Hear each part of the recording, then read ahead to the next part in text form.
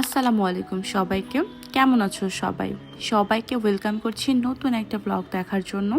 আজকে তোমাদের সাথে শেয়ার করব আমার আম্মুর বাসার লাস্ট দিনটা আমার কেমন ছিল, সেই সাথে আম্মু আমার জন্য কি কি বানিয়ে পাঠালো, সেই সব কিছুই থাকছে আজকের এই ব্লগে। সেদিন সকালে ঘুম থেকে উঠে জাস্ট তাড়াহুড়া করে ব্রেকফাস্টটা কমপ্লিট করে চলে গিয়েছিলাম আমার কলেজে।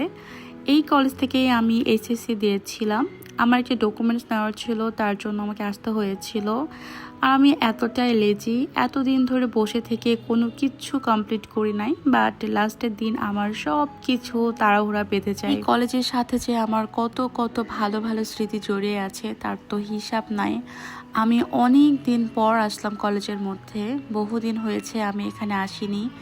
এই গাছের নিচে আমরা কত আড্ডা দিয়েছি, আসলে সেদিন সব কিছু আমার অনেক বেশি মনে পড়ছিল, তাই আমি কলেজটার একটু ভিডিও নিয়ে রাখছিলাম। কলেজটা ঠিক সে আগের মতোই আছে, তবে কিছুটা চেঞ্জ এসেছে। এই সাইডে বসে আমরা ফ্রেন্ডরা অনেক সময় আড্ডা দিয়েছি, অনেক সময় কাটিয়েছি। সেই সব কিছু স্মৃতি সেদিন ভীষণ মনে পড়ছিল। সেদিন আমি একটা ডকুমেন্টসের জন্য অনেক দৌড়াদৌড়ি করেছি, একবার স্কুল একবার কলেজ, অনেকবার ঘোরাঘুরি করেও আমার কাজটা কমপ্লিট হয়নি। আমি 3:30টার দিকে বাসায় ব্যাক করেছি, তারপর আসলে আর কোনো ফুটেজ নেওয়া হয়নি। এই তো সন্ধ্যার দিকে আম্মু এখানে বসে চিতই পিঠা বানাচ্ছিল, আমার সাথে বানিয়ে পাঠাবে তাই। আর সেদিন ছাদে বসে আম্মু পিঠাগুলো বানাচ্ছিল, পিঠাগুলো একদম পারফেক্ট হচ্ছিল।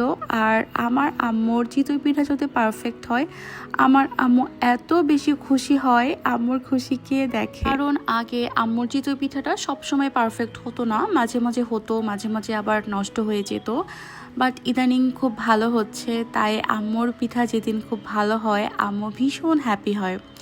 চিতই পিঠা বানানো কমপ্লিট করে ওটা রসে ভিজিয়ে দিয়েছে। এরপর এখানে বানাচ্ছিলাম সেমাই পিঠা। তোমাদের এলাকায় এই পিঠাকে কে কি নামে চিনো অবশ্যই কিন্তু কমেন্ট করে জানিও। খুলনা ডিস্ট্রিক্টের বাগেরহাট অঞ্চলের মানুষ কিন্তু এই পিঠাগুলাকে ভাপ দিয়ে, গরুর মাংস বা যে কোনো মাংস দিয়ে খেয়ে থাকে। আমিও কিন্তু খুলনা ডিস্ট্রিক্টের, কিন্তু আমাদের অঞ্চলে কিন্তু এই পিঠাটা দুধের মধ্যে দিয়ে রান্না করে খাওয়া হয়। আমার হঠাৎ করে অনেক বেশি কুলসি পিঠা খেতে ইচ্ছা করছিল, কিন্তু এটা বানানো একটু ঝামেলা। এই পিঠাগুলো বানিয়ে আমার সেজমা পাঠিয়েছিল, যদিও পিঠাগুলো একটু ফেটে গিয়েছিল কারণ এটা আগের দিন বানানো হয়েছিল, বাট পিঠাটা খেতে ভীষণ টেস্টি হয়েছিল। ওই দিন আমার আর কোনো ফুটেজ নেওয়া হয়নি, কারণ আমি সারা মাস ধরে শুয়ে বসেছিলাম।